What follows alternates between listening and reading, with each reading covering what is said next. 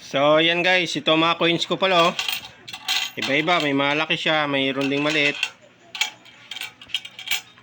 Mayroon ako dito na ito, oh. Yan siya guys. $1. Yung nakalagay ay Elizabeth II DG. Ano to? Regina. Ito siya guys. Tapos ito naman na yung harap niya. Yan.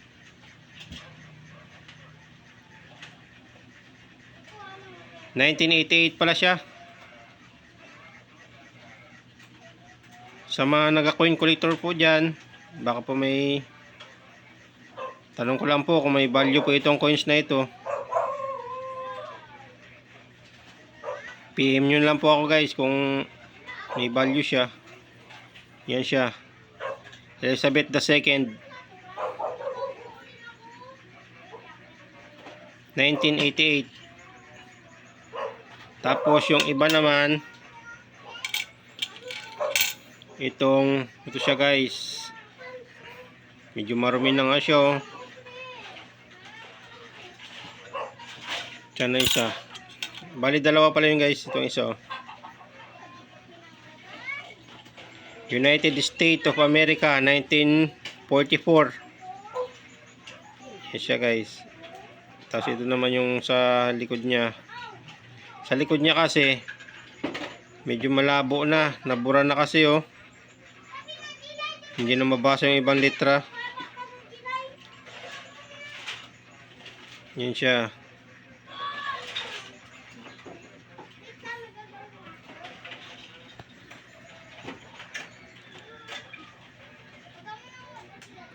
Tapos ito naman yung isa. Ganon din pala to guys. Pareho sila na United States of America na coins. Tapos yung sa ito naman ibang taon pala ito. 1937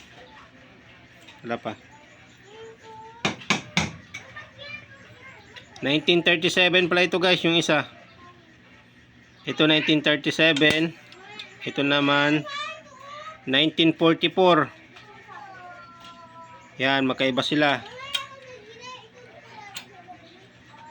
1944, ito 1937. Yan sila guys. Yung sa ito naman sa may tao nila, medyo malabo na kasi, kaya hindi na makita nung stone nakalagay. Pero sa tingin ko,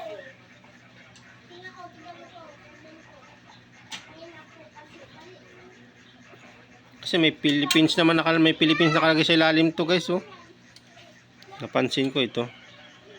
Hindi lang ako sure kasi malabo na.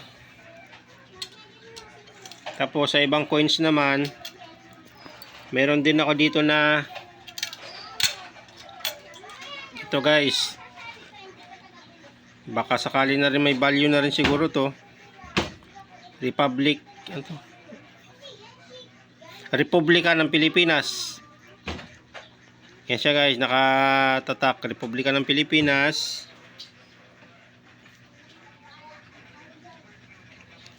$5. Yan siya. Republika ng Pilipinas, $5. Ito naman sa likod niya. 1981. Oh guys, 1981. Nakalagay ang bagong lipunan. 1981 guys. Yan mga coins. Tapos tsaka ito pala guys, ito magaan. Hindi ko alam, parang silver ata ito eh. United States of America din guys nakalagay.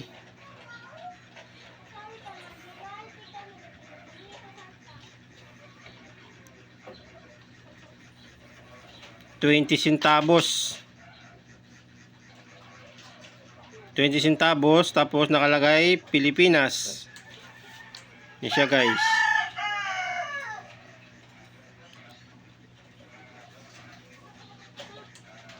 United States of America 1945. Bali magkaiba pala sila nito. Yan.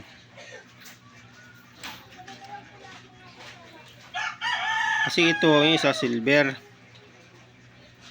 Pero pareho sila ng likod. Yan o. Okay, so pareho lang sila ng likod.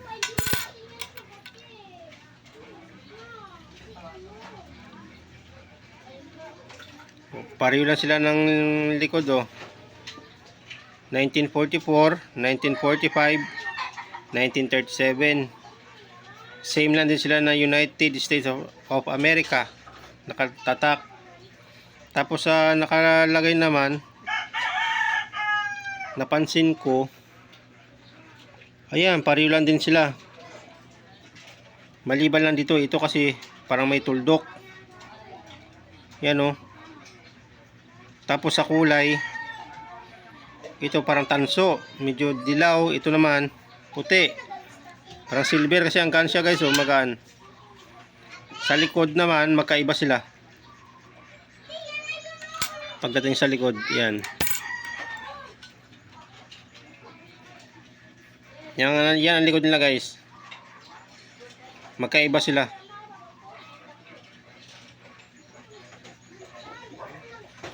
Yan. Tapos yung iba na naman, meron din ako dito na ito, yung maliit.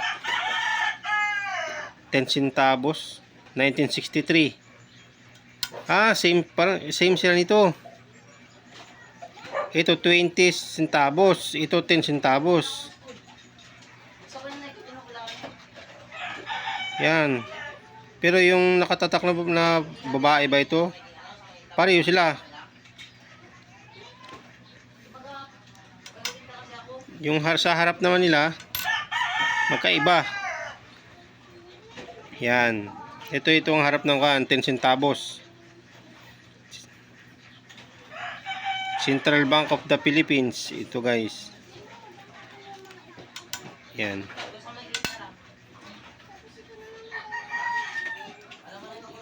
Yung iba naman ay ito, hindi ko alam kung may value, may mga kon din to.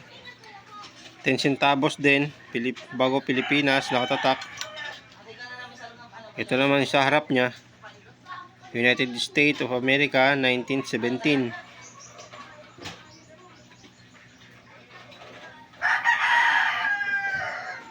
Ito naman ang isa guys, 25 centavos, 1960. Yan din ang harap niya. Halos pareho sila nung isa kanina.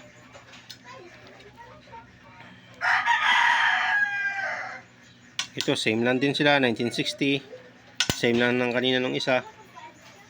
Tapos ito yung kan 2 pesos.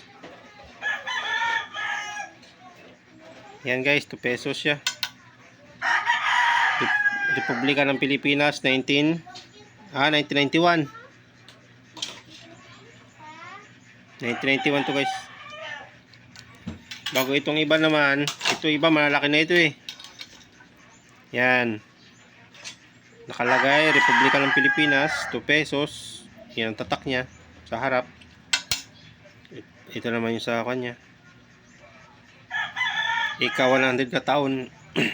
Ika-100 na taong kaarawan.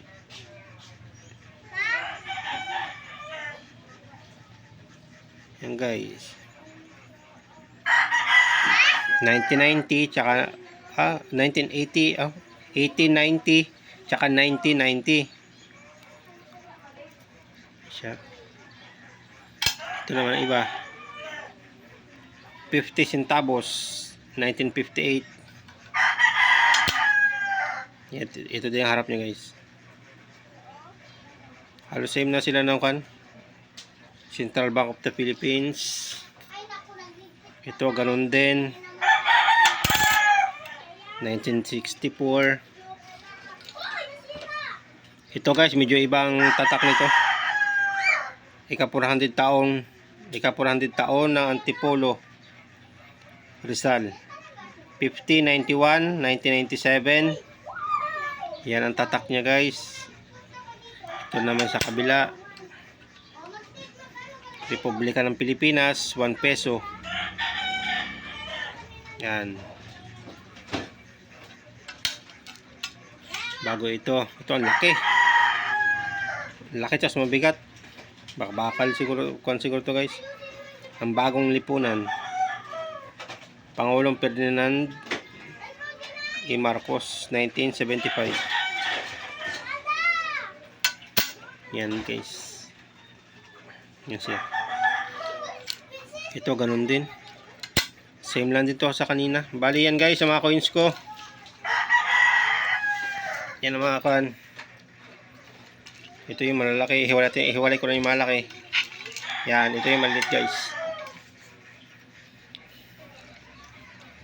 Ito ang ganda guys oh. Yung kan. Yung Elizabeth II. 1988. Yan guys. Yan sila.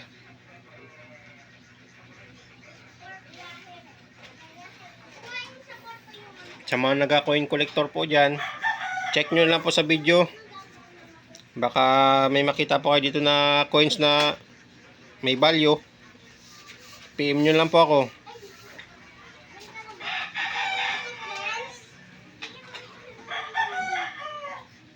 Yan sila guys.